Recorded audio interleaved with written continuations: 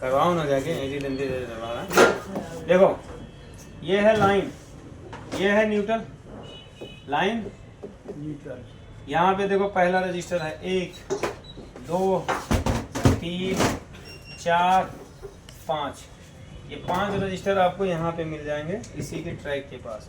और ये लगभग 1.6 मेगा ओम के सारे रजिस्टर होंगे। 1.6 मेगा ओम 1. ठीक है। और यहाँ पे जब जाएंगे तो कंपरेटर आईसी के पास में, उससे पहले यहाँ पे देखोगे 2 रजिस्टर लगा हुआ है। तो यहाँ पे एक रजिस्टर होगा और एक चला जाएगा pin number 13 pin number 13 of LM324। ठीक।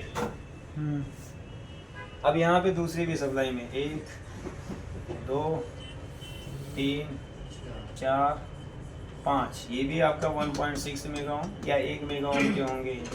ये सब सेम ही वैल्यू के रहेंगे, है ना जी। ठीक। और फिर यहाँ पे एक रजिस्टर और ये चला जाता है पिन नंबर 12। अब ये पिन नंबर 12 क्या होता है और 13 क्या होता है, इसका इन्वर्टिंग नॉन इन्वर्टिंग पिन होता है, यानी कंपरेटर होता है।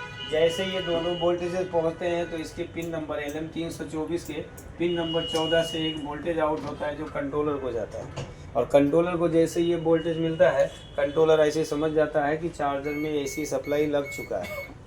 तभी वो क्या करता है, एम्पियर के लिए परमिशन इसको देगा, यानी एक सिग्नल भेजेगा इसके पिन नंबर 3 पे। और जैसे पिन नंबर 3 पे सिग्नल आएगा तो ऐसे समझ जाएगी कि अब हमें एम्पियर को कंट्रोल करना स्टार्ट करना है। तुरंत एम्पियर को कंट्रोल करेगा तभी एम्पियर आपका बनेगा, वरना एम्पियर नहीं बनेगा। सिर्फ आपका वोल्टेज आउट होगा, कितना जितना बैटरी की वोल्टेज होगी उतने ही आउट होगा। तो ये हमारा क्या है, एसी सेंसिंग। तो इसकी जो प्रॉब्लम है ना, इसी सर्किट की प्रॉब्लम किसकी है। यहाँ पे देखो क्या है, एक की सप्लाई मिसिंग ऐसे टूटी हुई, एक की सप्लाई ओके है, एक की सप्लाई मिसिंग है। तो ये तो ऐसी काम ही नहीं करेगी, 14 से तो 0 आउटपुट बनेगी। अब आईसी नहीं समझ पा रही है ना, तो आईसी पहले क्या करती है, पहले 4 स्टेप बाय स्टेप एलईडी को ग्लो करता है। 25% कितना है, फिर 50, फिर 75, फिर 100। पहली बार में तो ये करती है, पूरे को ग्लो कर देती है। और यहाँ पे जो एलईडी है वो ऑफ है, ये एलईडी क्या है। अब उसके कुछ देर के बाद जब भी उसको इन्फॉर्मेशन नहीं मिलता तो एक बार 25% को जलाएगी, फिर 50% को जलाएगी, फिर इसको जलाएगी, फिर इसको जलाएगी। इस तरीके से वो कंफ्यूज है कि मैं किसको जलाऊं। और इसकी बैटरी मैंने आउटपुट में नहीं लगाया है, फिर भी यहाँ पे वोल्टेज है, क्योंकि ये रिले को चालू कर देता है। क्या कर रहे हैं, रिले को चालू कर दे रहा है। अब फीडबैक यहाँ से कम जा रहा है PWM आईसी को, ये आईसी फीडबैक कम मिल रहा है तो ये ड्यूटी साइकिल को कम छोड़ रही है।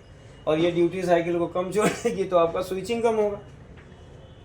समझ में आ गया। और यहाँ पे जब बैटरी का वोल्टेज इसको मिल जाता है तो ये डीसी सेंसिंग होता है। यहाँ पे देखो ये वोल्टेज आएगा, ये रजिस्टर से इधर से होते हुए वो एमसीयू में जाएगा। तो एमसीयू समझ जाता है कि लोड तो कनेक्ट है, वो रिले को चालू कर देता है और फैन भी चला देता है, ड्राइव सिग्नल भी छोड़ देता है। लेकिन वो क्या कर रहा है कि लोड को कनेक्ट ही नहीं कर रहा है, क्योंकि लोड को कनेक्ट होगा तो फैन स्पीड से चालू होगा। तो इसका फॉल्ट क्या है, ये सप्लाई ब्रेक है। देखो यहाँ पे ये एक तो ये है, ये तो सप्लाई ओके, ये सप्लाई हमारी इस पे आती है। और यहाँ पे रजिस्टर लगा होगा, उसकी सप्लाई यहाँ पे नहीं आ रही है, यहीं कहीं से इसकी सप्लाई क्या है, ब्रेक है। और जब तक हम ये सप्लाई ओके नहीं करेंगे चार्जर हमारा चालू। तो यहाँ से सर जंपर मार दो। हाँ जंपर ही मारने जा रहे हैं, वही आप लोगों को बता के फिर मैं जंपर मार दूँ। इसको खींचना है खींच लो, नहीं इसको कैंसिल करो।